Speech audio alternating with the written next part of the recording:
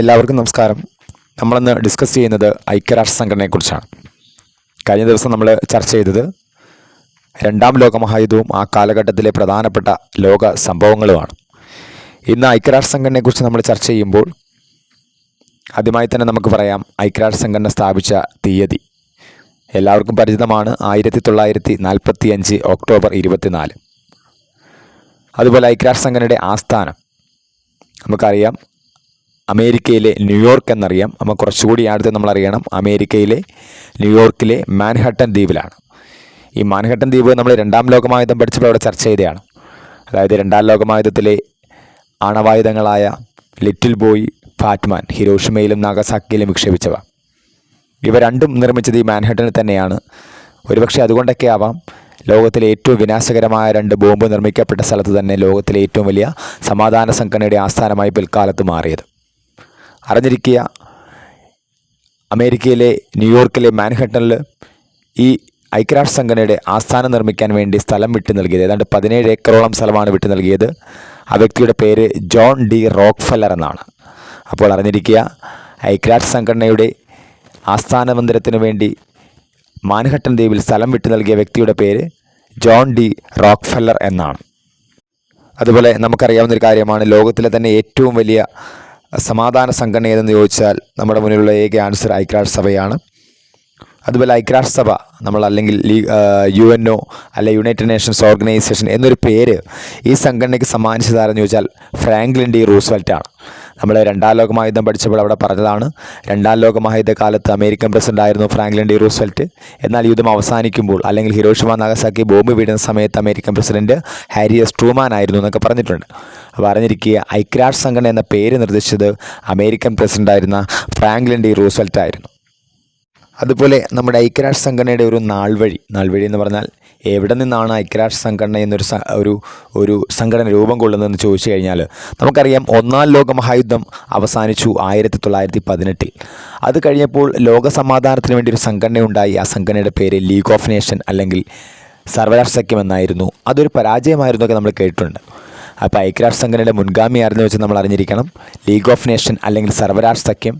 അതിൻ്റെ ആസ്ഥാനം സ്വിറ്റ്സർലൻഡിലെ ജനീവയായിരുന്നു. അതുപോലെ അറിഞ്ഞിരിക്കുക, ആ സംഘടന 1920 ജനുവരി 10 ഫോം ചെയ്യുകയും 1946 ഏപ്രിൽ 20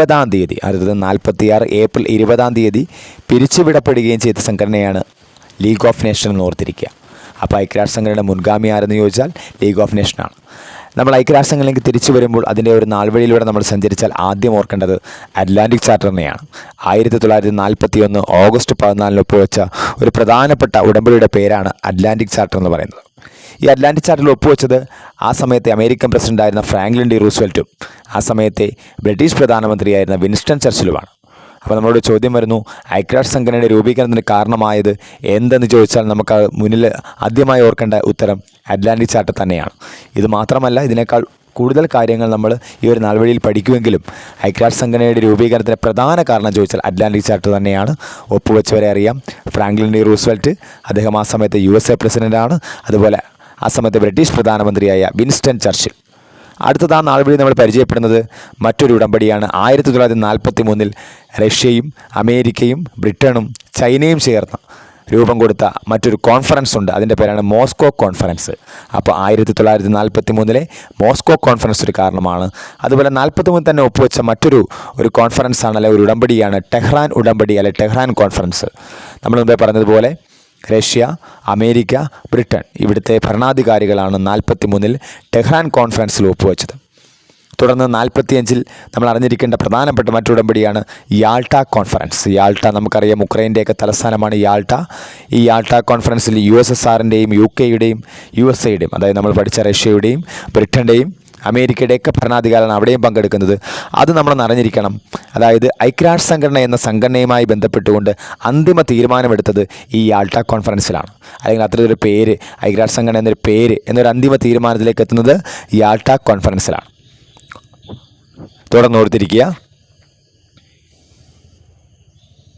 ഇതുകൂടാതെ നമ്മളിപ്പോൾ പറഞ്ഞ പ്രധാന കാരണമായ Atlantic charter 41, 43 Moscow conference, 43 Tehran conference, 45 Yalta ഉടമ്പടി. ഇതുകൂടാതെ നമ്മൾ ഓർത്തിരിക്കേണ്ട മറ്റൊന്നാണ് 45 പോസ്റ്റ് ഡാം ഉടമ്പടി. Post dam POSTDAM post dam ഉടമ്പടി. ഇതും ഐക്യരാഷ്ട്ര സംഘടനയുടെ രൂപീകരണത്തിലേക്ക് നയിച്ച ഉടമ്പടികളൊന്നാണ്. ഇത് അവസാനം നടന്നതിൽ തൊട്ട് മുമ്പ് തവണ നടന്ന ഫയർമാൻ എക്സാമിൽ ഈ പോസ്റ്റ് ഡാം ഉടമ്പടി ഒക്കെ ഉൾപ്പെടുത്തിക്കൊണ്ട് UN രൂപീകരണത്തിലേക്ക് നയിക്കാത്തത് എന്തെന്നുള്ള രീതിയിൽ ഒരു ചോദ്യം വന്നിരുന്നു. അപ്പോൾ അതിനുവേണ്ടി ഓർത്തിരിക്കുക, ഐക്യരാഷ്ട്ര സംഘടനയുടെ രൂപീകരണത്തിലേക്ക് നയിച്ച പ്രധാനപ്പെട്ട ഉടമ്പടികളാണ് Atlantic charter, Moscow conference, Tehran conference, Yalta conference. ഞാനിപ്പോൾ സൂചിപ്പിച്ച ആ പരീക്ഷയുടെ ചോദ്യത്തിൽ ഒരു ഉടമ്പടിയെ കൂടി സൂചിപ്പിച്ചിരുന്നു, സാൻ ഫ്രാൻസിസ്കോ ഉടമ്പടി. അറിഞ്ഞിരിക്കുക, നമ്മുടെ ഐക്യരാഷ്ട്ര സംഘടനയുടെ രൂപീകരണത്തിലേക്ക് നയിക്കുന്ന ഒരു അവസാന കാലത്തെ അല്ലെങ്കിൽ അതിൻ്റെ ഒരു ഐക്യരാഷ്ട്ര സംഘടന എന്നതിലേക്ക് എത്തുന്നത് സാൻ ഫ്രാൻസിസ്കോ ഉടമ്പടിയിലേക്കാണ്. എന്തെന്ന് വെച്ചാൽ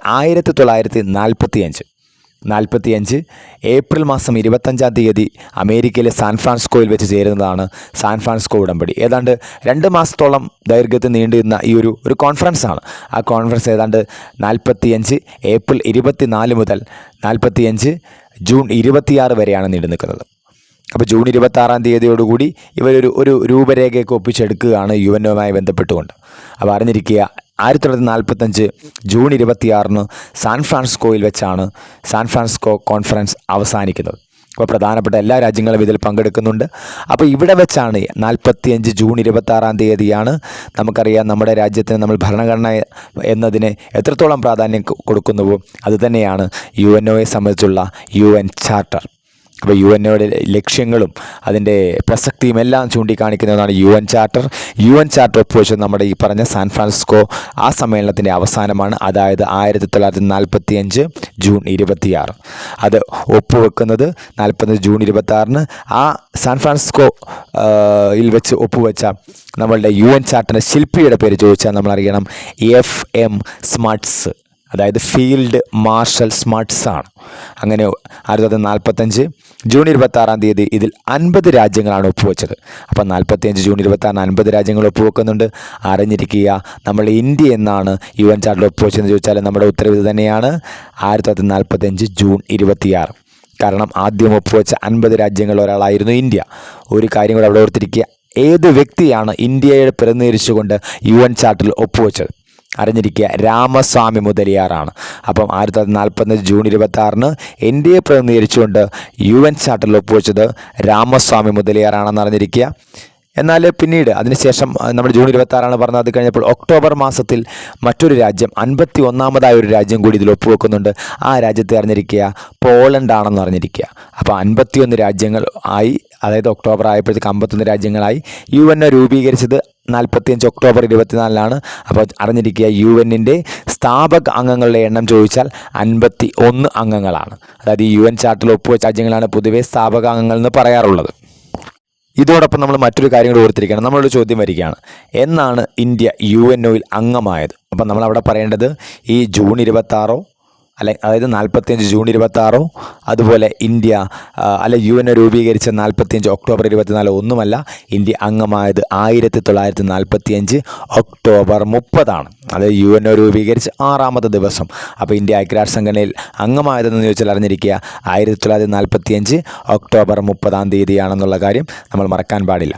അപ്പോൾ അറിഞ്ഞിരിക്കുക, നമ്മൾ ഇത്രയും നേരം ചർച്ച ചെയ്തത് രൂപീകരിച്ച തീയതി, ആസ്ഥാനമായ മാൻഹട്ടൻ ദ്വീപിനെക്കുറിച്ച്, അതിന് സ്ഥലം വിട്ടു നൽകിയ ജോൺ ഡി റോക്ക്ഫെല്ലറെക്കുറിച്ച്, അതുപോലെ ഐക്യരാഷ്ട്ര സംഘടന എന്നൊരു പേര് നിർദ്ദേശിച്ച ഫ്രാങ്ക്ലിൻ ഡി റൂസ്വെൽറ്റിനെക്കുറിച്ച്, അതുപോലെ ഇതിൻ്റെ രൂപീകരണത്തിൽ വെച്ച പ്രധാന ഉടമ്പടിയായ അറ്റ്ലാന്റിക് ചാർട്ടർ, അതുപോലെ 43 മോസ്കോ കോൺഫറൻസ്, 43 ടെഹ്റാൻ കോൺഫറൻസ്, അന്തിമ തീരുമാനത്തിലേക്ക് എത്തുന്ന 45 യാൾട്ട ഉടമ്പടി, മറ്റൊരെണ്ണമായ നമ്മുടെ 45 തന്നെ പോസ്റ്റ് ഡാം ഉടമ്പടി, അതുപോലെ ഏതാണ്ട് UN ചാർട്ടറിൻ്റെ രൂപീകരണത്തിലേക്ക് ചാർട്ടറിൽ ഒപ്പുവെക്കുന്ന അവസ്ഥയിലേക്ക് എത്തിക്കുന്ന 45 ഏപ്രിൽ 25 മുതൽ 45 ജൂൺ 26 വരെ നടന്ന മോസ്കോ കോൺഫറൻസ്.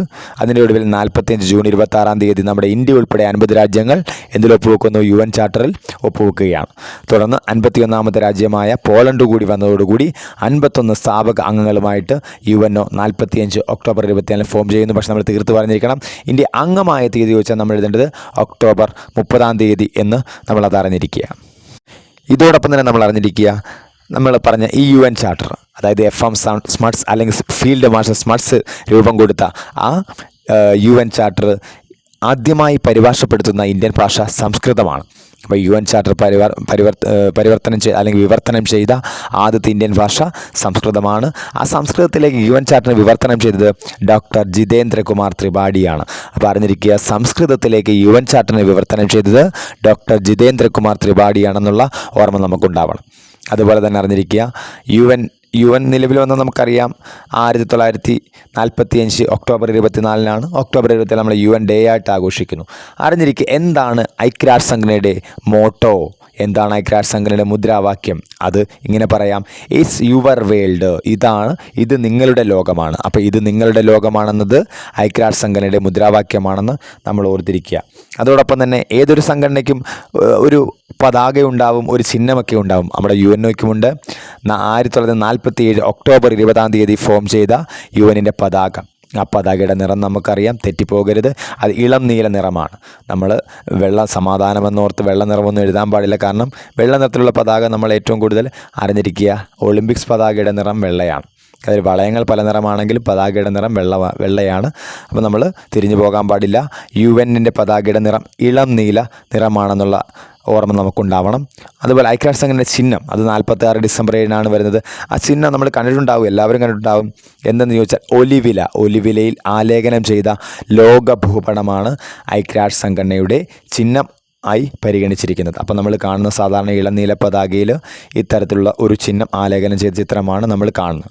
പിന്നെ പൊതുവായ ചില കാര്യങ്ങൾ നമുക്ക് പറയാനുണ്ട്. ഐക്യരാഷ്ട്രസംഘടനയുടെ ഔദ്യോഗിക ഭാഷകൾ ചോദിക്കുന്നു. അപ്പോൾ നമ്മൾ അടുത്ത കാലത്ത് എനിക്കൊന്ന് 2-3 തവണ പരീക്ഷകൾ നമ്മൾ കണ്ടതാണ്. നമ്മളൊരു കോഡ് ഉപയോഗിച്ച് പറയേണ്ട ഫ്രെസ്ക, FRESCA, ഫ്രെസ്ക എന്നൊരു കോഡ് പറയാറുണ്ട്. ഐക്യരാഷ്ട്രസംഘടനയുടെ ഔദ്യോഗിക ഭാഷകൾ ചോദിച്ചാൽ നമുക്കറിയാം, F means French, R means Russian, E means English, S means Spanish, C means Chinese, A means Arabic. Last join ചെയ്യുന്ന ഭാഷ അറബിക്കാണ്. അപ്പോൾ ഫ്രെസ്ക എന്ന് പറഞ്ഞാൽ French, Russia, English, Spanish, Chinese, അറബിക്കാണ്. ഇതാണ് ഐക്യരാഷ്ട്രസംഘടനയുടെ ഔദ്യോഗിക ഭാഷകളായ 6 ഭാഷകൾ. ഒപ്പം ഓർത്തിരിക്കണം, ഐക്യരാഷ്ട്രസംഘടനയുടെ ദൈനംദിന ആവശ്യങ്ങൾക്ക് ഉപയോഗിക്കുന്ന ഭാഷ ചോദിച്ചാൽ നമ്മൾ പറയണം അത് ഇംഗ്ലീഷും ഫ്രഞ്ചും മാത്രമാണ്. EF. അപ്പോൾ ഐക്യരാഷ്ട്രസംഘടനയുടെ ദൈനംദിന ഭാഷകൾ ഇംഗ്ലീഷും ഫ്രഞ്ചും ആണെന്നുള്ളൊരു ബോധ്യം നമുക്കുണ്ടാവണം. ഒപ്പം തന്നെ അറിഞ്ഞിരിക്കുക, ഐക്യരാഷ്ട്രസംഘടനയിലെ നിലവിലെ അംഗങ്ങളുടെ എണ്ണം 193. ഇപ്പോൾ അത് കഴിഞ്ഞ ദിവസം നടന്ന നമ്മളുടെ LD ക്ലർക്ക് ആലപ്പുഴ ജില്ലയിലെ പരീക്ഷയ്ക്ക് ചോദിച്ചിട്ടുണ്ടായിരുന്നു. ഐക്യരാഷ്ട്രസംഘടനയിലെ ആകെ അംഗങ്ങളുടെ എണ്ണം ചോദിച്ചാൽ 193 ബോധ്യം നമുക്കുണ്ടാവണം. അവസാനമായി അംഗമായത് 2011 ജൂലൈ 10 ഇതിലേക്ക് ജോയിൻ ചെയ്ത ദക്ഷിണ സുഡാനാണ്. പറഞ്ഞിരിക്കുക, ഐക്യരാഷ്ട്രസംഘടനയിലെ അംഗങ്ങളുടെ എണ്ണം 193, അവസാന അംഗം ദക്ഷിണ സുഡാനുമാണെന്നുള്ളൊരു ഓർമ്മ നമുക്കുണ്ടാവണം. അപ്പം തന്നെ ഐക്യരാഷ്ട്രസംഘടനയിൽ നിന്നും പുറത്തായ ആദ്യ രാജ്യം, പുറത്താകുക മീൻസ് സംഘടന പുറത്താക്കിയ ആദ്യ രാജ്യം ഏത്? അത് തായ്വാനാണെന്നുള്ള ഓർമ്മ വേണം. അപ്പോൾ ഐക്യരാഷ്ട്രസംഘടന പുറത്താക്കിയ ആദ്യ രാജ്യം തായ്വാനും. എന്നാൽ ഐക്യരാഷ്ട്രസംഘടനയിൽ നിന്ന് പിൻവാങ്ങിപ്പോയത്, സ്വയമായി മാറിപ്പോയ ആദ്യ രാജ്യം ഏതെന്ന് ചോദിച്ചാൽ അത് ഇന്തോനേഷ്യയുമാണ്. അപ്പോൾ അറിയുക, ഐക്യരാഷ്ട്രസംഘടനയിൽ നിന്ന് പിന്മാറിയ ആദ്യ രാജ്യം ഏതെന്ന് ചോദിച്ചാൽ ഇപ്പോൾ സ്വയമായിട്ട് മാറിയില്ലേ, പിന്മാറിയ രാജ്യം ചോദിച്ചാൽ ഇന്തോനേഷ്യയും. എന്നാൽ ഐക്യരാഷ്ട്രസംഘടനയിൽ നിന്ന് പുറത്താക്കിയ രാജ്യം ഏതെന്ന് ചോദിച്ചാൽ തായ്വാൻ ആണെന്നും അറിഞ്ഞിരിക്കുക. ഇനി നമ്മൾ ചർച്ച ചെയ്യുന്നത് UNൻ്റെ പ്രധാന ഘടകങ്ങളെക്കുറിച്ചാണ്. Organs of UN. അപ്പോൾ അത് ഒരു പ്രധാന ഭാഗം തന്നെയാണ്. UNൻ്റെ പ്രധാനപ്പെട്ട ഘടകം 6 ഘടകങ്ങളാണ്. അതിൽ ഒന്നാമത്തെ ഘടകമാണ് പൊതുസഭ അല്ലെങ്കിൽ ജനറൽ അസംബ്ലി. രണ്ടാമത്തെ ഘടകം സെക്രട്ടേറിയറ്റ്. മൂന്നാമത്തെ ഘടകം രക്ഷാസമിതി അല്ലെ സെക്യൂരിറ്റി കൗൺസിൽ. പിന്നീട് സാമൂഹിക സമിതി, അതുപോലെ അന്താരാഷ്ട്ര നീതിന്യായ കോടതി, പരിരക്ഷണ സമിതി അല്ലെങ്കിൽ ട്രസ്റ്റിഷിപ്പ് കൗൺസിൽ. അപ്പോൾ ഇങ്ങനെ 6 ഘടകങ്ങളാണ് UNക്കുള്ളത്. പൊതുസഭ, സെക്രട്ടേറിയറ്റ്, രക്ഷാസമിതി, സാമൂഹിക സമിതി, അന്താരാഷ്ട്ര നീതിന്യായ കോടതി, പരിരക്ഷണ സമിതി എന്നീ 6 ഘടകങ്ങളാണ് പൊതുവേ നമ്മൾ പറയാറുള്ള. യുനെസ്കോ ഒക്കെ നമ്മൾ UNായിട്ട് ബന്ധപ്പെട്ട് അതൊന്നും UNയുടെ പ്രധാന ഘടകങ്ങളിൽ പെടുന്നത് അല്ലെന്നുള്ളൊരു ഓർമ്മ വേണം. അപ്പോൾ നമ്മൾ ആദ്യമായി ചർച്ച ചെയ്യുന്നത് നമ്മളിപ്പോൾ പറഞ്ഞതിൽ ഒന്നാമത്തെ ഘടകമായ പൊതുസഭയെക്കുറിച്ചാണ്. പൊതുസഭയെ നമുക്കിപ്പോൾ നമ്മളുടെ സ്റ്റേറ്റുമായിട്ടൊക്കെ ഒന്ന് കമ്പയർ ചെയ്താൽ, അതിപ്പോൾ നമ്മുടെ കേരള നിയമസഭയിലേക്ക് നമ്മളിവിടുന്ന് തിരഞ്ഞെടുക്കപ്പെട്ട ആളുകളാണ് അവിടേക്ക് പോകുന്നതെങ്കിലും വിവിധ രാജ്യങ്ങളെ പ്രതിനിധീകരിച്ചുകൊണ്ട് ആളുകൾ പങ്കെടുക്കുന്ന, ആളുകൾ ഇരിക്കുന്ന ഐക്യരാഷ്ട്ര സംഘടനയുടെ ഏറ്റവും വലിയ ഓർഗനാണ് പൊതുസഭ എന്ന് പറയുന്നത്. പൊതുസഭയെക്കുറിച്ച് അറിഞ്ഞിരിക്കുക. ഐക്യരാഷ്ട്രങ്ങളുടെ ഏറ്റവും വലിയ ഘടകമാണ്. അതുപോലെ ലോകരാജ്യങ്ങളിൽ നിന്ന് വിവിധ പ്രതിനിധി, അതായത് ഒരു രാജ്യത്തെ പ്രതിനിധിച്ച 5 പ്രതിനിധികളാണ് പൊതുസഭയിലേക്ക് ചെല്ലുന്നത്, അല്ലെ ജനറൽ അസംബ്ലിയിലേക്ക് ചെല്ലുന്നത്. പക്ഷേ 5 പേർക്കും കൂടി ഒരു തീരുമാനത്തിന് വേണ്ടി ആകെ ഒരു വോട്ടേ ചെയ്യാൻ കഴിയുള്ളൂ. അങ്ങനെ ഒരു പ്രത്യേകത കൂടിയുണ്ട്. അപ്പോൾ ഐക്യരാഷ്ട്ര സംഘടനയിലേക്ക് ഒരു രാജ്യത്തിന് 5 പ്രതിനിധികളെ അയക്കാം. പക്ഷേ 5 പേർക്കും കൂടി ഒരു വോട്ടേ ഉള്ളൂ എന്നൊരു ഓർമ്മ വേണം. അതുകൊണ്ട് തന്നെയാവാം ലോക പാർലമെൻറ്റ് എന്നറിയപ്പെടുന്നത് എന്തിനെന്ന് ചോദിച്ചാൽ നമ്മൾ പറയണം പൊതുസഭയാണ്. അപ്പോൾ ലോക പാർലമെൻറ്റ് എന്നറിയപ്പെടുന്നത് പൊതുസഭയാണെന്ന് അറിഞ്ഞിരിക്കണം.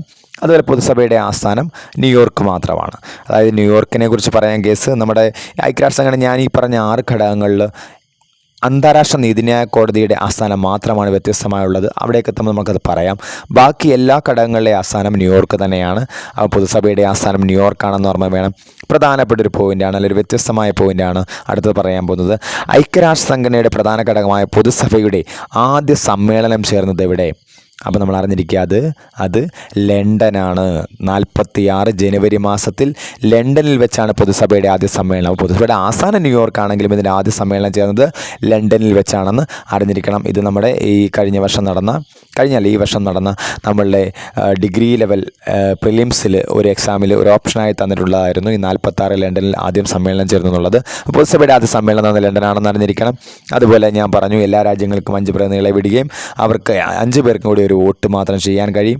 അതുപോലെ അറിഞ്ഞിരിക്കുക, ഒരു പുതിയ രാജ്യം, ഒരു 194ാമതായിട്ട് കൂട്ടിക്കോ, ഒരു പുതിയ രാജ്യം UN-ലേക്ക് വരണം എന്ന് ആഗ്രഹിക്കുന്നുണ്ടെങ്കിൽ അതിന് തീരുമാനം നൽകേണ്ടത് പൊതുസഭയാണ്. അല്ലെ പുതിയൊരു രാജ്യം എത്തുന്നത് പൊതുസഭയിലേക്കാണ്. അപ്പോൾ ഐക്യരാഷ്ട്ര സംഘടനയിലെ പുതിയൊരു രാജ്യത്തിന് അംഗത്വം നൽകുന്ന സഭയും പൊതുസഭയാണ്. അതുപോലെ സാധാരണ എല്ലാവരും ചെയ്യുന്നത് പോലെ പൊതുവെ 3/2 ഭൂരിപക്ഷത്തോടുകൂടി പൊതുസഭയിൽ എന്ത് കാര്യമുണ്ടെങ്കിലും അത് പാസ്സാക്കുന്ന 3/2 ഭൂരിപക്ഷം മതി. അപ്പോൾ നമ്മൾ സാധാരണ സെക്രട്ടറി ജനറലിനെയാണ് നമ്മൾ പരീക്ഷകൾക്ക് വേണ്ടിയൊക്കെ പ്രിപ്പയർ ചെയ്യുമ്പോൾ കൂടുതലായിട്ട് ശ്രദ്ധിക്കുന്നത്. പക്ഷേ പൊതുസഭയുടെ ഏറ്റവും പ്രധാന സഭയായ ഐക്യരാഷ്ട്ര സംഘടനയുടെ പ്രധാന സഭയായ പൊതുസഭയുടെ തലവൻ ആരെന്ന് ചോദിച്ചാൽ അത് പ്രസിഡൻ്റാണ്. അതൊരു പ്രസിഡൻ്റ് എന്നോ ചെയർമാൻ എന്നൊക്കെ നമുക്ക് വിളിക്കാം. അപ്പോൾ പൊതുസഭയുടെ ആദ്യ പ്രസിഡൻ്റ് ആരെന്ന് ചോദിച്ചാൽ അറിഞ്ഞിരിക്കുക, പോൾ ഹെൻറി സ്പാർക്കാണ്. അപ്പോൾ പൊതുസഭയുടെ ആദ്യ പ്രസിഡൻറ്റിൻ്റെ പേര് പോൾ ഹെൻറി സ്പാർക്കാണ്. നമുക്കറിയാം സ്പാർക്ക് തുടക്കമില്ലേ, എന്തിൻ്റെ ഒരു തീയൊക്കെ ഉണ്ടാവണമെങ്കിൽ അതിൻ്റെ തുടക്കം പോലും സ്പാർക്കല്ലേ.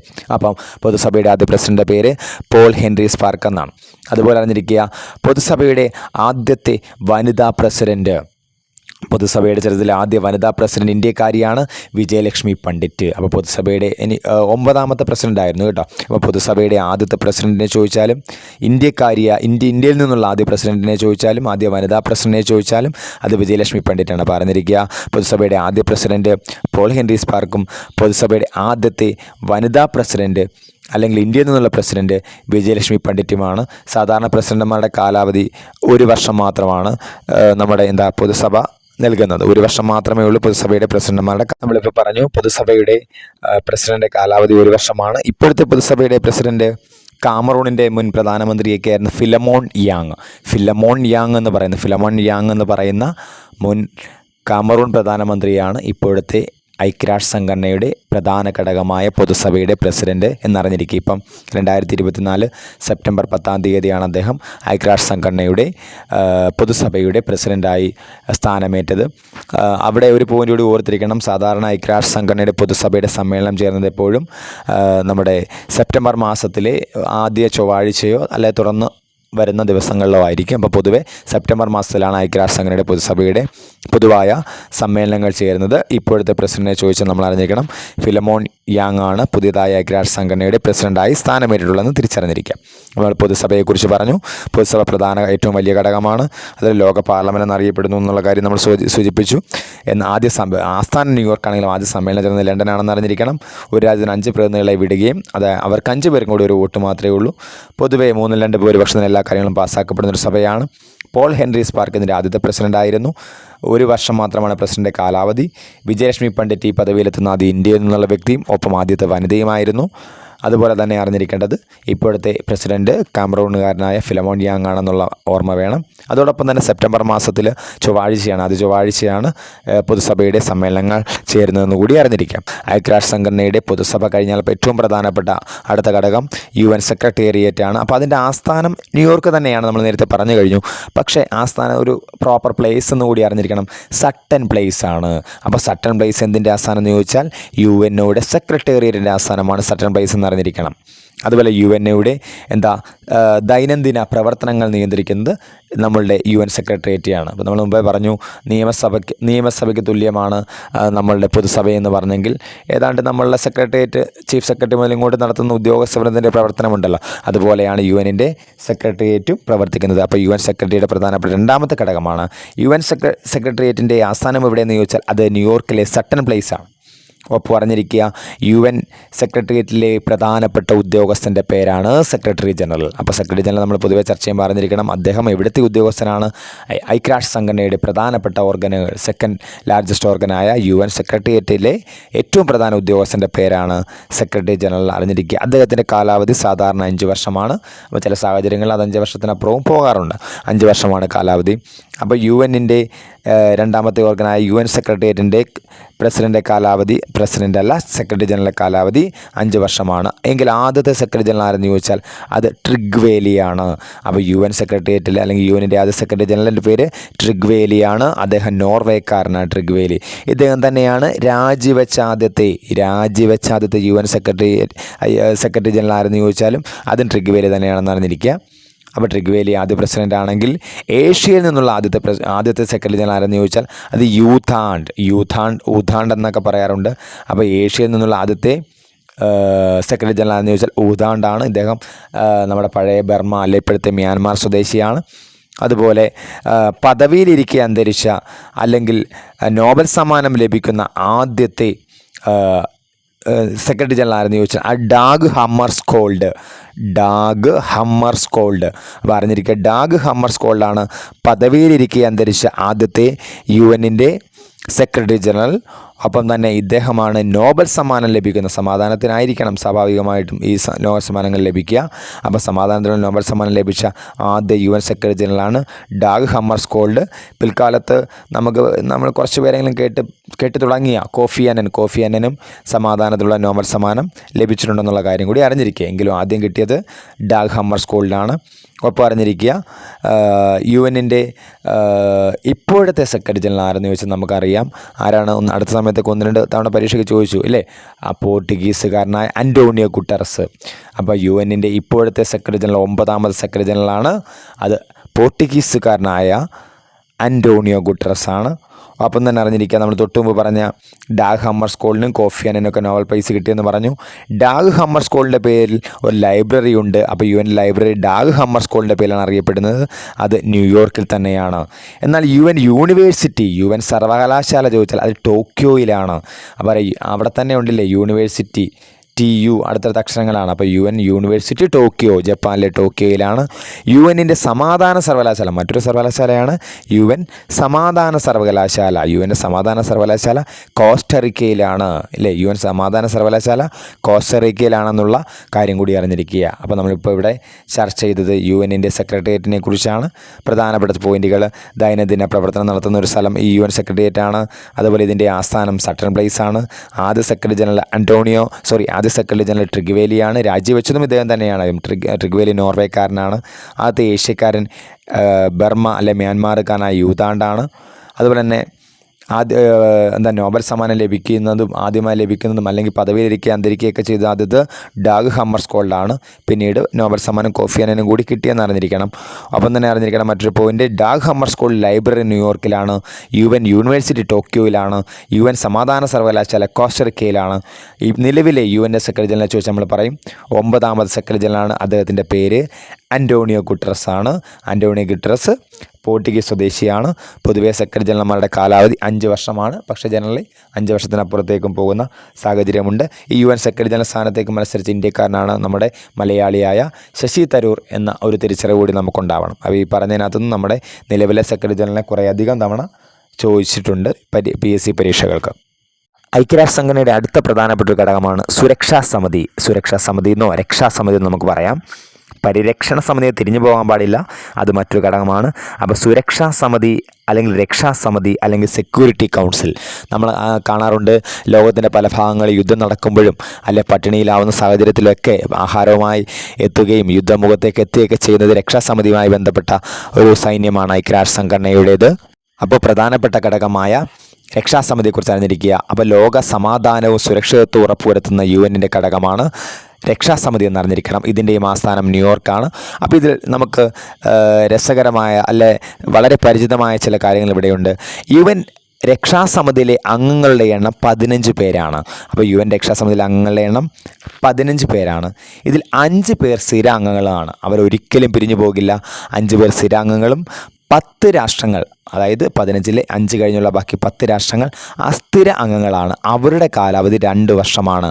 അപ്പോൾ UN-ലെ സുരക്ഷാ സമിതിയിലെ അംഗങ്ങളുടെ എണ്ണം 15, അതിൽ 5 സ്ഥിരാംഗങ്ങൾ, അവരെ നമ്മൾ പെർമനൻറ്റ് 5 അല്ലെ P5 എന്ന് സൂചിപ്പിക്കാറുണ്ട്. 10 അസ്ഥിരാംഗങ്ങൾ കാണും ആ കൂട്ടത്തിൽ. ആ 10 അസ്ഥിരാംഗ രാഷ്ട്രങ്ങളുടെ കാലാവധി 2 വർഷം. ഈ ഒരു 2 വർഷം എന്നത് കഴിഞ്ഞ HSA സോഷ്യൽ സയൻസ് പരീക്ഷയ്ക്ക് ചോദിച്ചിട്ടുള്ളതാണ്. അതിനിരിക്കുക UN-ൻ്റെ അസ്ഥിരാംഗങ്ങളുടെ കാലാവധി 2 വർഷമാണെന്ന് അറിഞ്ഞിരിക്കണം. അപ്പോൾ ഞാനിപ്പോൾ സൂചിപ്പിച്ചു, ഈ അസ്ഥിരാംഗങ്ങൾ ഇപ്പം നിലവിൽ ഇന്ത്യയൊക്കെ ഈ അസ്ഥിരാംഗങ്ങൾ ഉൾപ്പെടുന്ന രാജ്യമാണ്. 2 വർഷം തികയുമ്പോൾ ഇന്ത്യ സ്ഥാനം മാറുകയും പുതിയ രാജ്യങ്ങൾ അവിടേക്ക് എത്തുകയും ചെയ്യും. അപ്പോൾ ഞാനിപ്പോൾ പറഞ്ഞ P5 അല്ലെങ്കിൽ പെർമനൻറ്റ് 5 അല്ലെ ആ സ്ഥിരാംഗങ്ങൾ പെടുന്നത് നമുക്കറിയാം. USA അമേരിക്ക അല്ലേ, USA USSR അല്ലെങ്കിൽ നമ്മളുടെ റഷ്യ, UK അതായത് ബ്രിട്ടൻ, പിന്നെ ചൈനയും ഫ്രാൻസുമാണ്. അറിഞ്ഞിരിക്കുക P5 രാജ്യങ്ങൾ ചോദിച്ചാൽ അല്ലെ സുരക്ഷാ സമിതിയിലെ 5 സ്ഥിരാംഗങ്ങളെ ചോദിച്ചാൽ America, Russia, Britain, China, France. പൊതുവേ പറഞ്ഞു കഴിഞ്ഞാൽ സെക്കൻഡ് വേൾഡ് വാറിൽ ജയിച്ച രാജ്യങ്ങളാണ് ഇത്തരത്തിലൊരു സംഘടനയുടെ തലപ്പത്തല്ലെ പ്രധാന പങ്ക് വഹിക്കുന്നതെന്ന് കൂടി നമ്മൾ മനസ്സിലുണ്ടായാൽ ഇത് കൃത്യമായിട്ട് നമുക്ക് പരീക്ഷ സമയത്ത് ഓർമ്മ വരുന്നതാണ്. അപ്പോൾ സ്ഥിരാംഗങ്ങൾ America, Russia, Britain, China, France എന്നീ രാജ്യങ്ങളാണ്.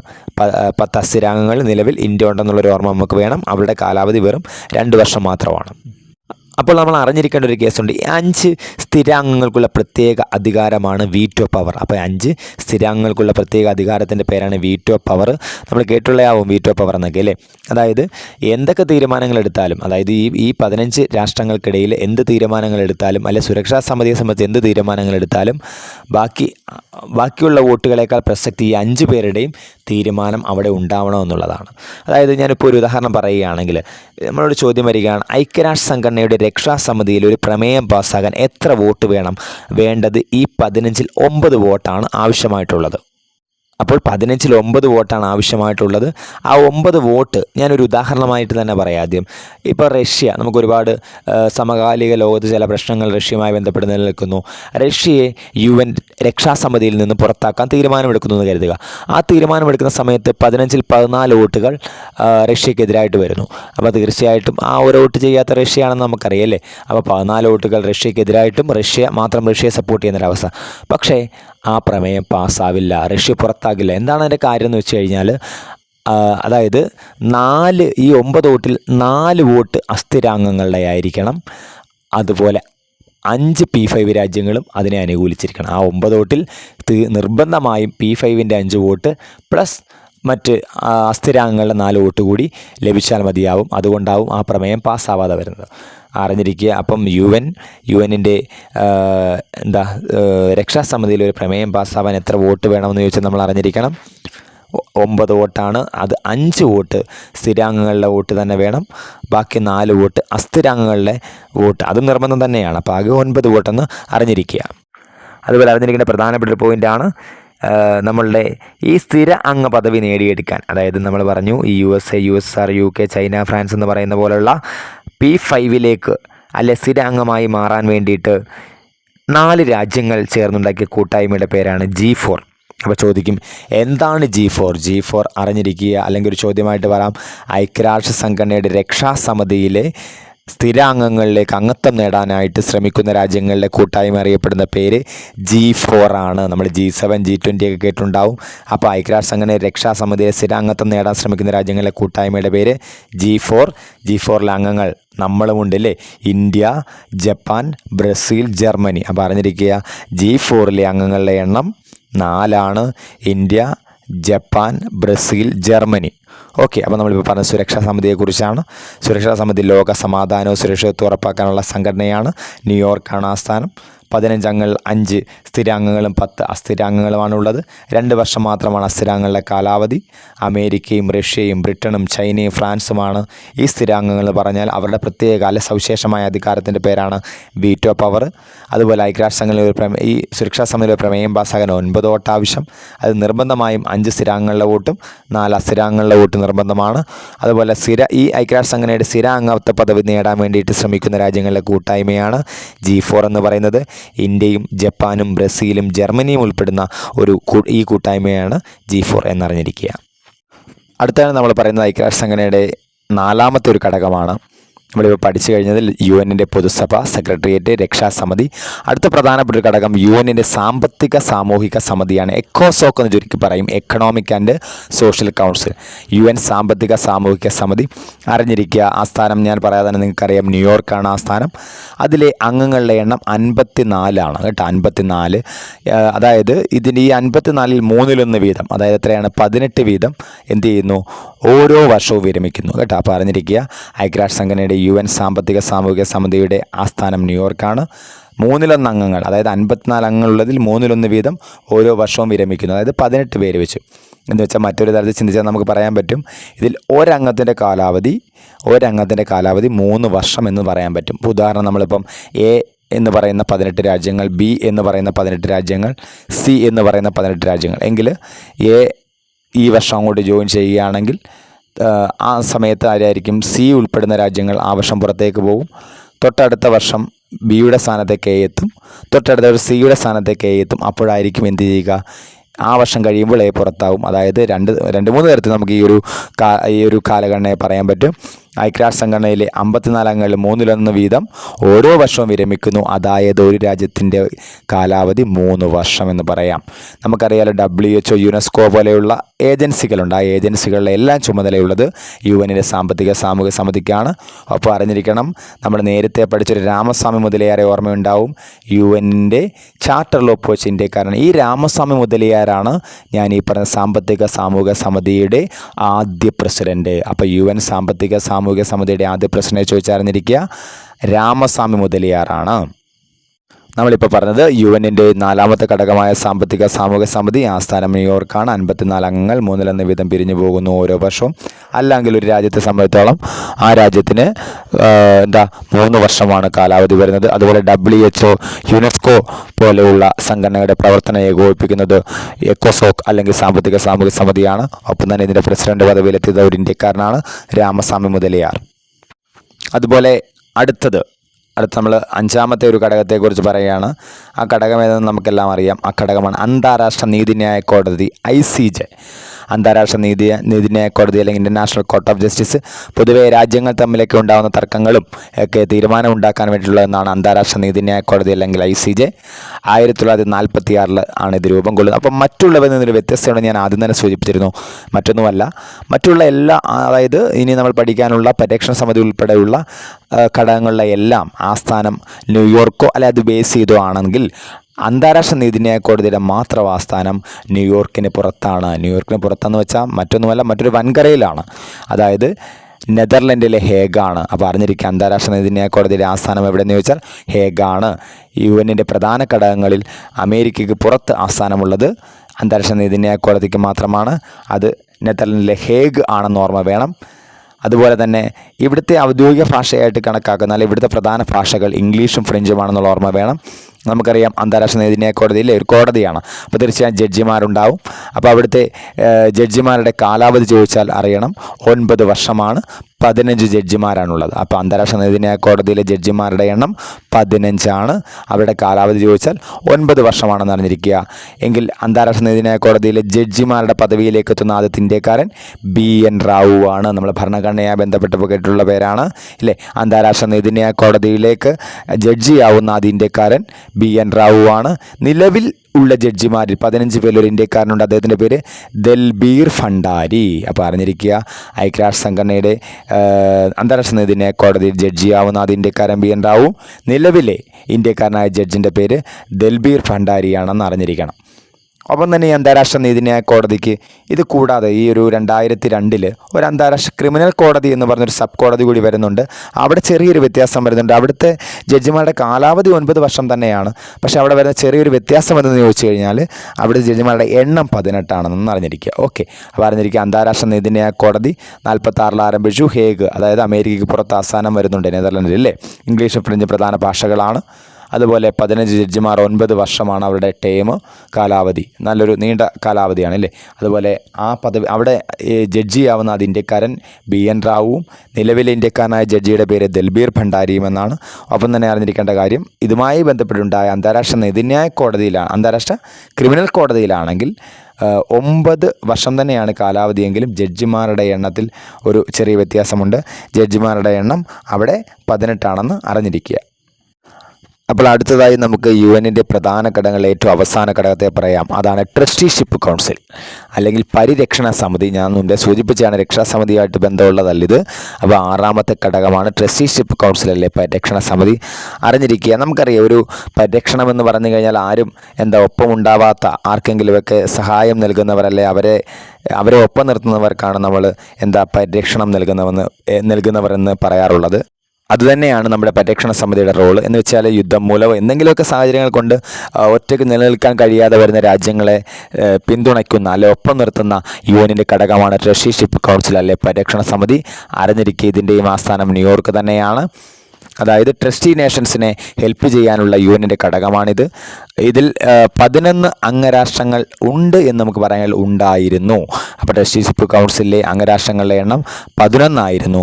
അപ്പോൾ ഇങ്ങനെ പല പല രാഷ്ട്രങ്ങൾ ഇതിനുള്ളിലുണ്ടായിരുന്നു. പക്ഷേ അവർ ഒറ്റയ്ക്ക് നിൽക്കാവുന്നൊരു സാഹചര്യം വരുമ്പോൾ ഇവർ പതിയെ സ്വാതന്ത്ര്യം പ്രാപിച്ചു പോവുകയും 1994 പലാവു 1994 പലാവു എന്ന് പറയുന്ന അവസാനത്തെ അംഗരാഷ്ട്രം കൂടി സ്വാതന്ത്ര്യം പ്രാപിച്ചു പോയതോടുകൂടി എന്ത് ചെയ്യുകയാണ്, ട്രസ്റ്റിഷിപ്പ് കൗൺസിൽ നിർജ്ജീവമായി മാറുകയാണ്.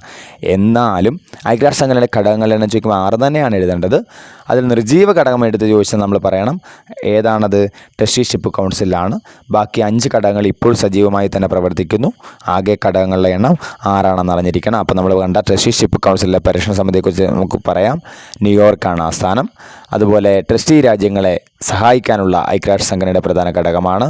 11 ട്രസ്റ്റി രാജ്യങ്ങൾ ഇതിലുണ്ടായിരുന്നെങ്കിലും അവ ഓരോന്നും സ്വാതന്ത്ര്യം പ്രാപിച്ചു പോവുകയും ഏറ്റവും ഒടുവിൽ 94 പലാവു സ്വതന്ത്ര രാഷ്ട്രമായി മാറിയതോടുകൂടി ട്രസ്റ്റിഷിപ്പ് കൗൺസിൽ ഒരു നിർജ്ജീവ ഘടകമായി മുന്നോട്ട് പോയിക്കൊണ്ടിരിക്കുകയാണിപ്പോൾ. നമ്മളിപ്പോൾ പ്രധാനമായും ഐക്യരാഷ്ട്ര സംഘടനയുടെ കുറച്ച് ഇൻട്രഡക്ഷൻ പറഞ്ഞു. അതിനുശേഷം പ്രധാന ഘടകങ്ങളായ പൊതുസഭ, സെക്രട്ടേറിയറ്റ്, രക്ഷാസമിതി, സാമ്പത്തിക സാമൂഹിക സമിതി, ഇൻ്റർനാഷണൽ കോർട്ട് ഓഫ് ജസ്റ്റിസ്, പരിരക്ഷണ സമിതി, ഈ 6 ഘടകങ്ങളെക്കുറിച്ചാണ് ചർച്ച ചെയ്ത് പ്രധാന കാര്യങ്ങൾ പറഞ്ഞത്. അതുപോലെ ഇന്ത്യയുമായി ബന്ധപ്പെട്ട് UN-ലെ ചില കാര്യങ്ങൾ കൂടി ഒന്ന് സൂചിപ്പിക്കുകയാണ്. നമ്മുടെ ഇന്ത്യയെ പ്രതിനിധീകരിച്ചുകൊണ്ട് UN-ൽ ഒരു വ്യക്തി ഉണ്ടാവും. നമ്മളതിനെ പറയും permanent representative of India in UN നമ്മൾ പറയാറുണ്ട്. അപ്പോൾ നിലവിൽ ഇന്ത്യയുടെ ഐക്യരാഷ്ട്ര സംഘടനയുള്ള സ്ഥിരം പ്രതിനിധിയായി പോയിട്ടുള്ള വ്യക്തിയുടെ പേരാണ് പർവ്വതനേനി ഹരീഷ് എന്നാണ് പേര്. പർവ്വതനേനി ഹരീഷ് ഈ അടുത്ത കാലം വരെയും രുചിര കമ്പോജിയായിരുന്നു. ഈ അടുത്ത കാലം വരെയും ഐക്യരാഷ്ട്ര സംഘടനയിലേക്കുള്ള ഇന്ത്യയുടെ സ്ഥിരം പ്രതിനിധി രുചിര കമ്പോജിയാണെങ്കിലും ഇപ്പോൾ പുതിയ ആളെത്തിയിട്ടുണ്ട്.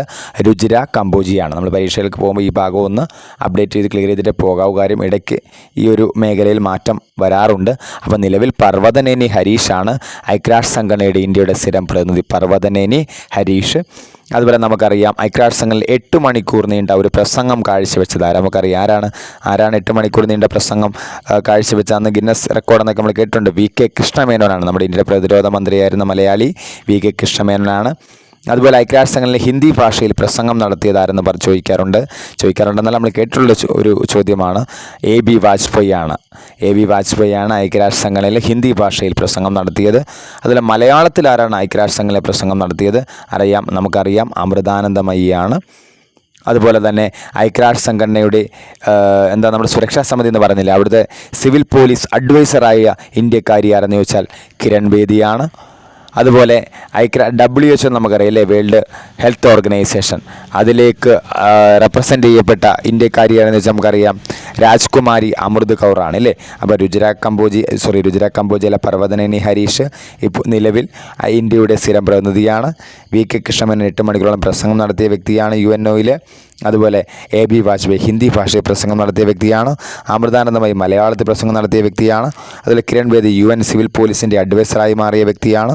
അതുപോലെ തന്നെ രാജ്കുമാരി അമൃത് കൗർ WHO ഇന്ത്യ പ്രസിഡന്റ് അല്ലെ WHO വേൾഡ് ഹെൽത്ത് ഓർഗനൈസേഷൻ്റെ പ്രസിഡൻ്റായ ഇന്ത്യക്കാരിയാണ് രാജ്കുമാരി അമൃത് കൗർ. നമുക്കറിയാം പഴയ ആരോഗ്യമന്ത്രിയൊക്കെ ആയിരുന്നു രാജ്കുമാരി അമൃത് കൗർ എന്നുള്ള കാര്യം നമുക്കറിയാം. അതുപോലെ മുമ്പ് ഞാൻ പറയേണ്ടതായിരുന്നു. അതായത് നമുക്കറിയാം നമ്മുടെ UN ഫോർമേഷൻ കഴിഞ്ഞ് കുറേ ഇങ്ങോട്ട് വന്നപ്പോൾ ഒന്ന് ഓർക്കേണ്ടതാണ്. 1948 ഡിസംബർ 10-ാം തീയതിയാണ് UN മനുഷ്യാവകാശ പ്രഖ്യാപനം നടത്തുന്നത്. അപ്പോൾ UN മനുഷ്യാവകാശ പ്രഖ്യാപനം നടത്തിയതെന്ന് വെച്ചാൽ 1948 ഡിസംബർ 10-നാണ് പാരീസിൽ വെച്ചാണ്. അപ്പോൾ UN മനുഷ്യാവകാശ പ്രഖ്യാപനം നടത്തിയത് 48 ഡിസംബർ 10-ന് പാരീസിൽ വെച്ചാണ്. അതുകൊണ്ട് തന്നെയാണ് ഡിസംബർ 10 നമ്മൾ എല്ലാ വർഷവും ഡിസംബർ 10 ലോക മനുഷ്യാവകാശ ദിനമായി ആചരിക്കുന്നത് അല്ലേ. അപ്പം ലോക മനുഷ്യാവകാശ പ്രഖ്യാപനം ഐക്യരാഷ്ട്രസംഘടന നടത്തിയത് 1948 ഡിസംബർ 10 പാരീസ്. അപ്പം ഡിസംബർ 10 ലോക മനുഷ്യാവകാശ ദിനമെന്നുള്ള തിരിച്ചറിവ് നമുക്കുണ്ടായിരിക്കണം. അറിയാവുന്ന പോയിന്റ് തന്നെയാണത്. ഓക്കെ, നമ്മൾ പല ഘട്ടങ്ങളിലൂടെ ഐക്യരാഷ്ട്രസംഘടന എപ്പോഴും ഇനി നമ്മൾ ഈ അടുത്ത കാലത്തൊക്കെ സ്ഥിരം ക്വസ്റ്റ്യനിൽ വരുന്ന ഒന്നാണ് ഐക്യരാഷ്ട്രസംഘടനയിലെ പ്രധാന ഏജൻസികളുടെ ആസ്ഥാനമാണ് ചോദിക്കാറുള്ളത്. അപ്പോൾ ആസ്ഥാനങ്ങളെയും വളരെ കാര്യമായി പറയേണ്ട എന്തെങ്കിലും ഉണ്ടെങ്കിൽ മാത്രമേ അതിൽ കൂടുതൽ പറയുന്നുള്ളൂ. അപ്പോൾ അത്യാവശ്യം ആസ്ഥാനങ്ങളും അല്ലെങ്കിൽ പ്രധാനപ്പെട്ട ഏജൻസികൾ അവരുടെ ആസ്ഥാനങ്ങൾ പറഞ്ഞിരിക്കുക. പ്രധാനപ്പെട്ട ഒന്നാണ് ILO ഇൻ്റർനാഷണൽ ലേബർ ഓർഗനൈസേഷൻ. അതിൻ്റെ ആസ്ഥാനം സ്വിറ്റ്സർലൻഡിലെ ജനീവയാണ്. അപ്പോൾ ഇൻ്റർനാഷണൽ ലേബർ ഓർഗനൈസേഷൻ അല്ലെ ILO ഐക്യരാഷ്ട്ര സംഘടനയുടെ ഏജൻസികളാണ്. നമ്മൾ നേരത്തെ പഠിച്ച ഘടകങ്ങളാണ് ഏജൻസികളിലൊന്നായ ഇൻ്റർനാഷണൽ ലേബർ ഓർഗനൈസേഷൻ അല്ലെങ്കിൽ ILOയുടെ ആസ്ഥാനം ജനീവയാണ്. അതുപോലെ അറിഞ്ഞിരിക്കുക FAO ഫുഡ് ആൻഡ് അഗ്രികൾച്ചർ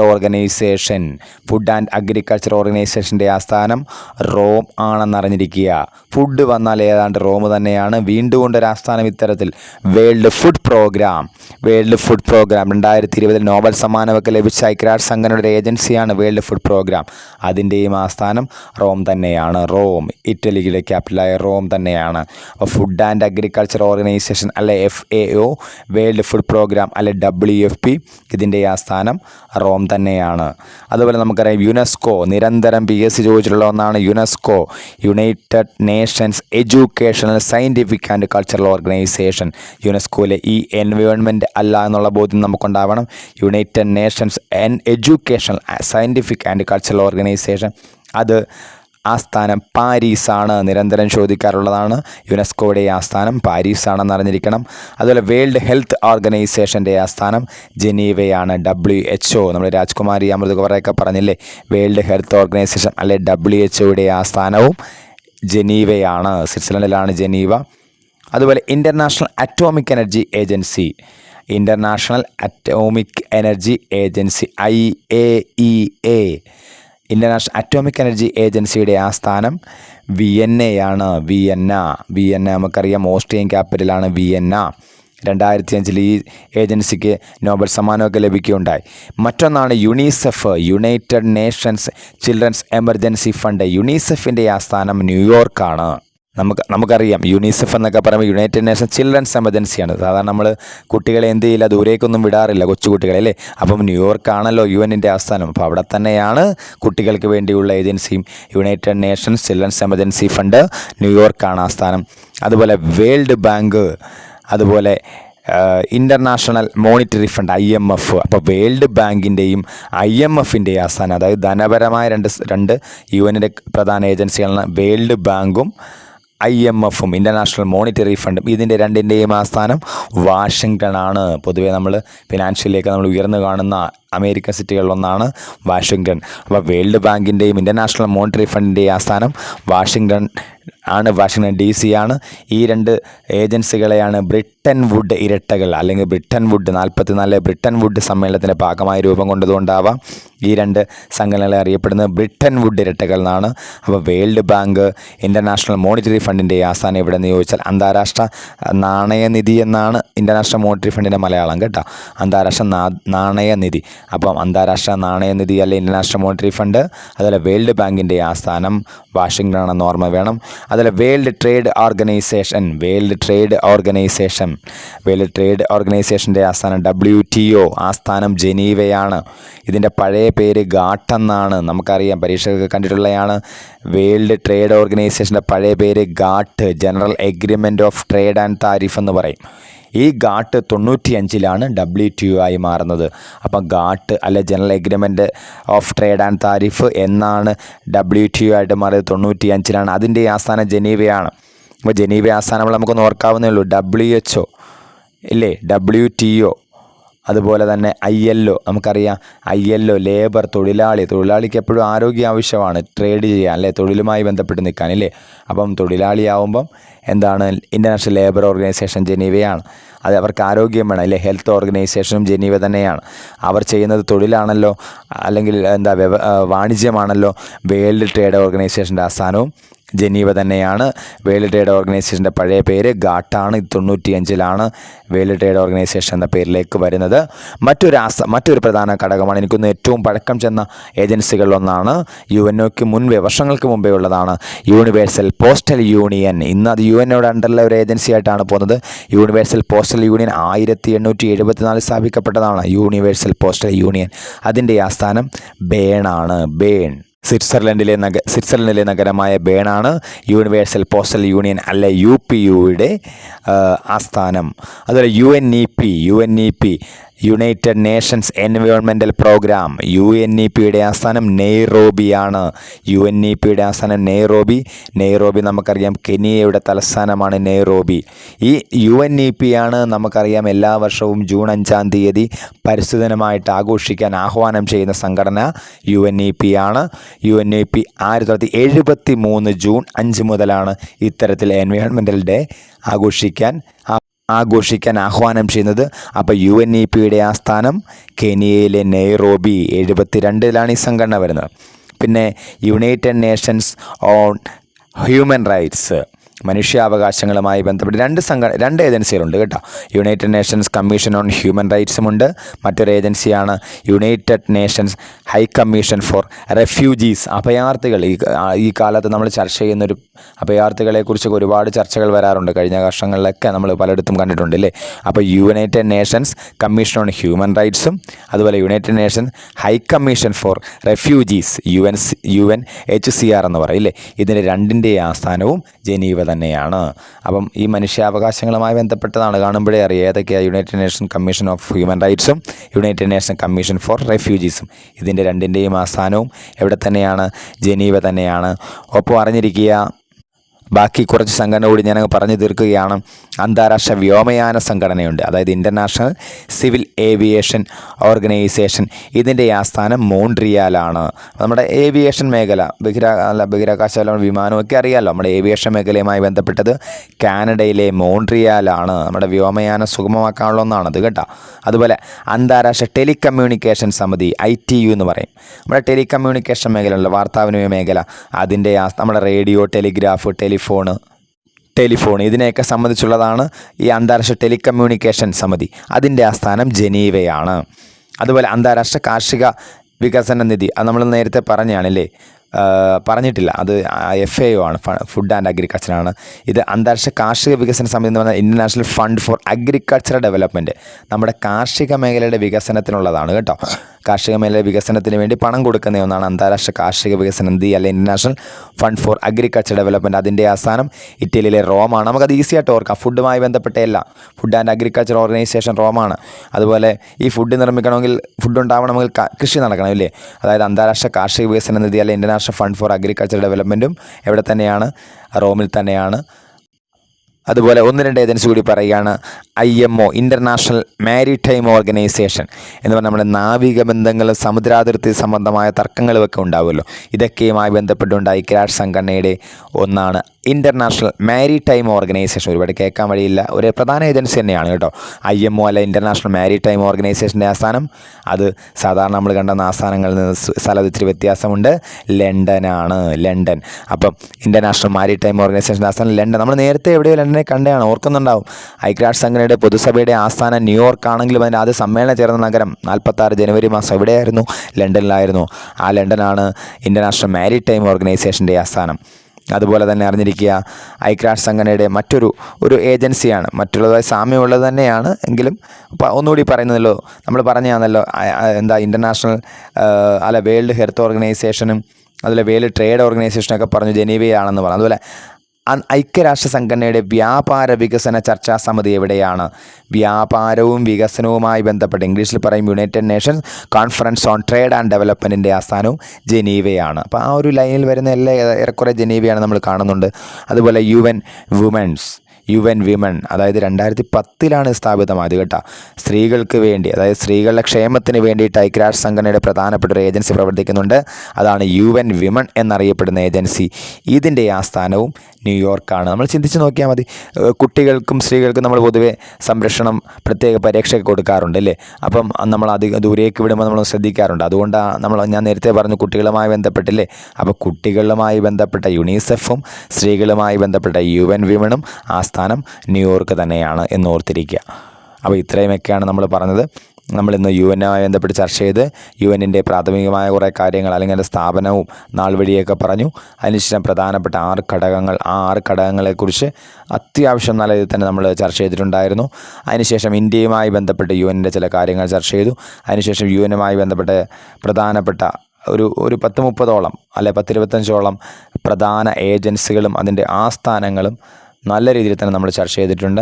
അപ്പം വളരെ ഇത് ക്ലാസ് മുഴുവൻ കേട്ട് കഴിഞ്ഞാൽ വളരെ ഫലപ്രദമായ അല്ലെ പരീക്ഷകൾക്ക് നിങ്ങൾക്ക് അറ്റൻഡ് ചെയ്യാൻ കഴിയുന്ന രീതിയിൽ ഒരുപാട് കാര്യങ്ങൾ ലഭ്യമാകും എന്ന് ഉറപ്പുണ്ട്. അപ്പം എല്ലാവിധ ആശംസകൾ നേർന്നുകൊണ്ട് നിർത്തുന്നു. നന്ദി.